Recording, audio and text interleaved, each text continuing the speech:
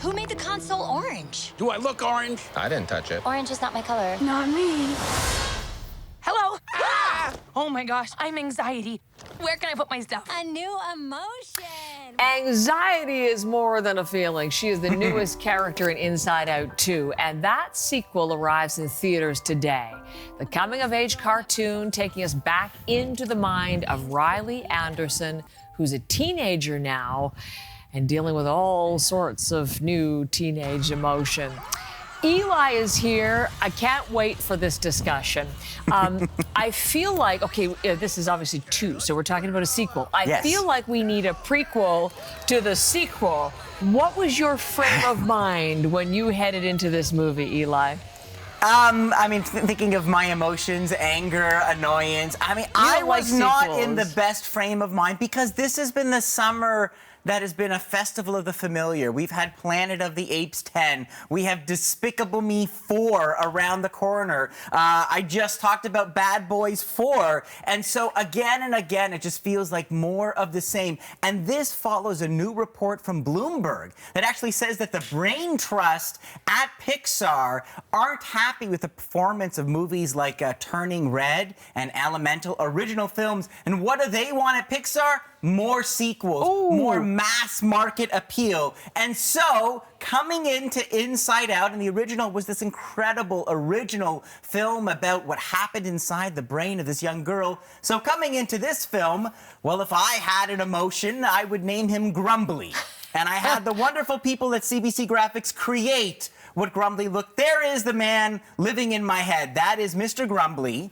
And I think you'll find Grumbly in a lot of critics' brains. He's kind of lumpy. You need the soul and he's kind of. I like. It's kind of both. It's a goatee. Oh, it's a goatee. It's a tie. Okay, I'm trying to. It's oh, yeah. multi-purpose. All right, sorry. Excellent work there. Yeah. And so Grumbly was there, nattering on in the background as the movie began. Now, as you said, Mr. Grumbly should know, Riley is now 13, and we first meet her. She's playing hockey, loves hockey. All those emotions are still back in the game, ready to go. Let's take a look.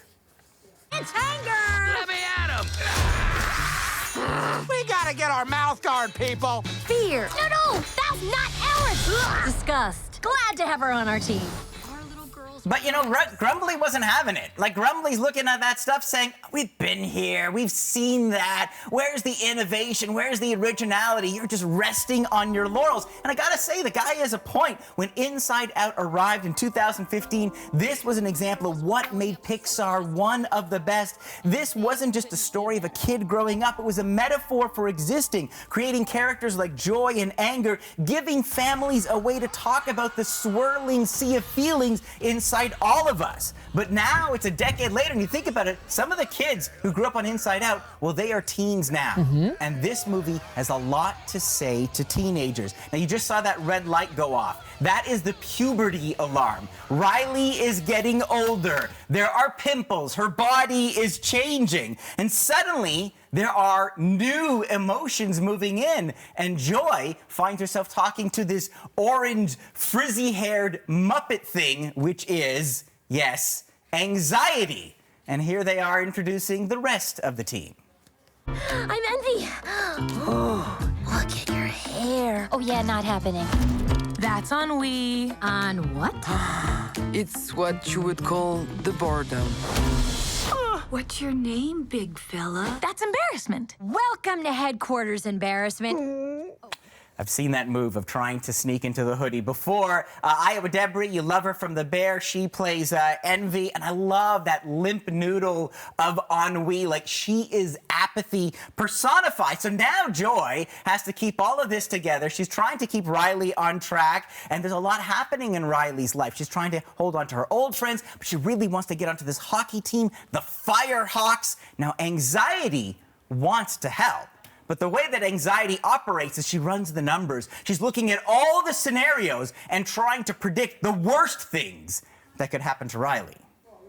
I am truly sorry. I was so looking forward to working with you guys. What do you think you're doing? Riley's life is more complex now. It requires more sophisticated emotions than all of you. You just aren't what she needs anymore, Joy. How dare you, madam? You can't just bottle us up. Oh, that's a great idea. And that is what you call repressed emotions. So the old emotions are kicked out of the control center, sent on an epic adventure as anxiety is now firmly in control. I hope Joy comes back. I'm excited about all of this. Now, we've got, okay, so envy, ennui, embarrassment, anxiety. They're all the new ones in the house, in the brain. And this movie gave you all the feels. All the feels. I mean, look, I went in with my Mr. Grumbly. I went in like, okay, you're gonna have to impress me. I'm so tired of movies with numbers in them. I'm tired of the lack of originality. But when I saw Anxiety, my Mr. Grumbly shut up, because I am a critic who likes to complain, but I'm also a parent. And I have a daughter. I'm a dad, and my daughter has an anxiety of her own. And I don't know if my daughter's anxiety is green or blue or purple, but she carries anxiety everywhere. She's got anxiety when she goes to school. Anxiety is there when she's scrolling and scrolling. Anxiety is there in the endless group chats and when she comes back home.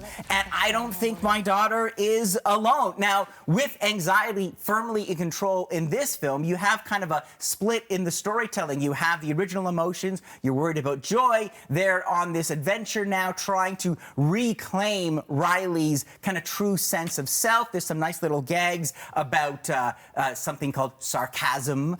There's an actual river of consciousness. But you talked about how it got to me. And there is a moment, actually, I will say, where there's a scene where anxiety is firmly in control in that brain center.